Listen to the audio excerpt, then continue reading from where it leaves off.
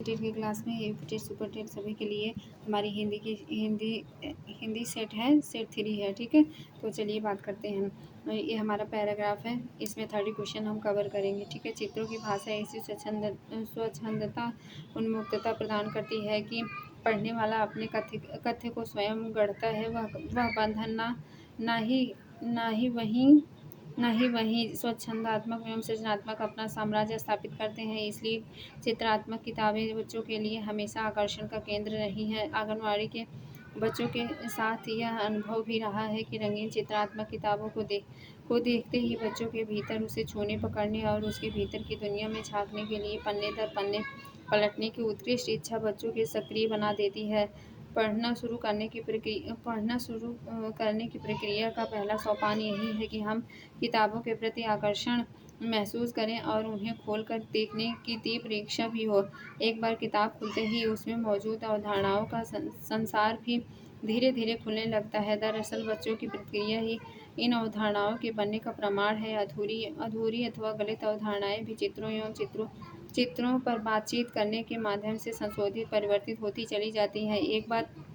एक बात और जो इन अवधारणाओं के संदर्भ में महत्वपूर्ण है, वह है संदर्भयुक्त परिवेश से अवधारणाओं का बनना। अवधारणाओं का क्या है? बनना। तो पढ़ने की प्रक्रिया में प्रथम सोपान क्या है?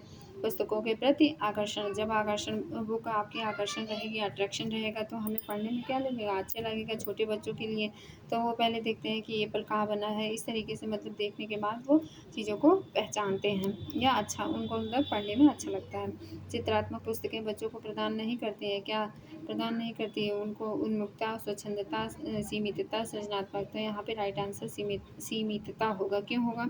चित्रात्मक पुस्तकें बच्चों को सीमितता प्रदान नहीं करती हैं।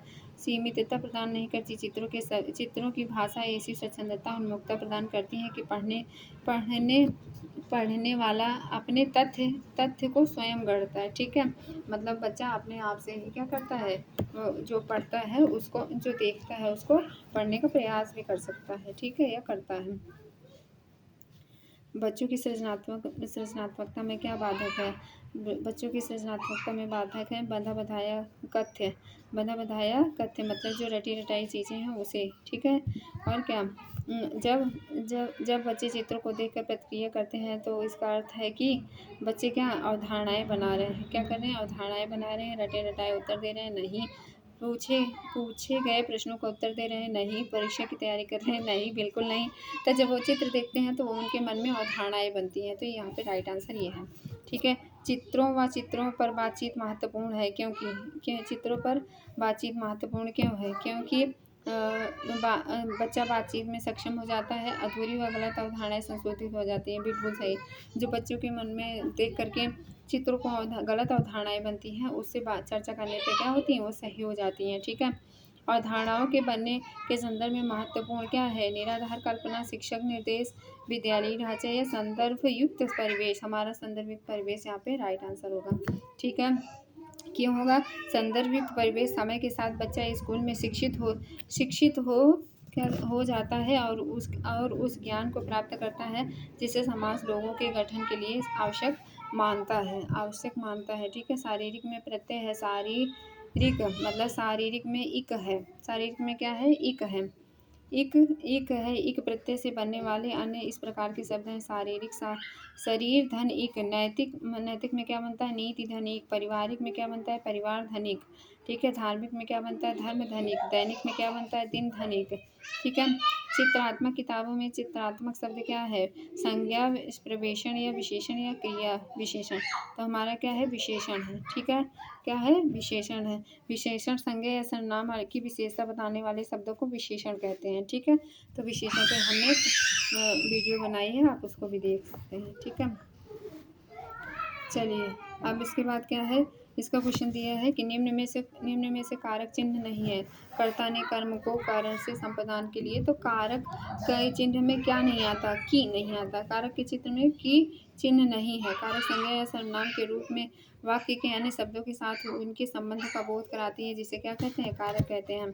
अब ये देखिए, नन्हा सा बच्चा सा बस्ता लादे जाता पीठ पर, हाथ में बोतल, आंखों पर चश्मा, स्कूल से ट्यूशन से घर, होमवर्क करे रात भर, में मम्मी की डांट, मैडम की छी छी छी छी, सहपाठी चिढ़ाते हंसते हंसते ही कहीं, न ठीक से खाना न ठीक से सोना, न नानी के घर जाना है छुट्टियों में, न मौज मस्ती न त्योहारों के उधम मचाना है, 12 महीने एक ही रट प्रथम आपको आना है, प्रगति नाम का दानव दानव लील गया है बचपन को, जो ब्लड प्रेशर हुआ करता था वृद्धों को, अब होने लगा है नन्हों को, लोगों अब तो संभल भी जाओ, बच्चों को बच्चा रहने दो, रेस का घोड़ा मत बनने दो।